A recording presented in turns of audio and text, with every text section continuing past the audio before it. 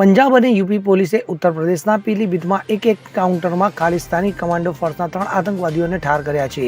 તેમની પાસેથી 2 AK-47 મળી આવી હતી. તો મળતી માહિતી મુજબ માર્યા ગયેલા આતંકવાદીઓએ પંજાબના ગુરદાસપુરમાં પોલીસ ચોકી પર ગ્રેનેડ અને બોમ્બ ફેંક્યા હતા. તેમની પાસેથી 2 AK-47 અને 2 ગ્લોક પિસ્તોલ મળી આવી છે. તેમના નામ ગુરવિંદરસિંહ, વિરેન્દ્રસિંહ અને જસનપ્રીતસિંહ છે. ત્યારે પોલીસ અને ખાલિસ્તાની કમાન્ડો ફોર્સના આતંકીઓ વચ્ચેના એન્કાઉન્ટરની ઘણી તસવીરો પણ સામે આવી છે.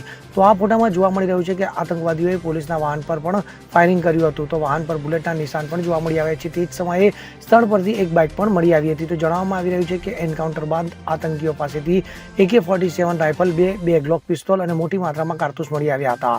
તો આ ઘટના બાદ ત્રણેયને પૂરણપુર આરોગ્ય કેન્દ્ર ખાતે મોકલી આપવામાં આવ્યા છે. ત્યાં સુધી આતંકીઓ માર્યા ન હતા. જોકે આરોગ્ય કેન્દ્રમાં આતંકવાદીઓના મોતની પુષ્ટિ કરવામાં આવી હતી. Bureau report, CN24 news. હવે જુઓ દેશ દુનિયાની તમામ ખબરો તમારી આંગળીના ટેરવે.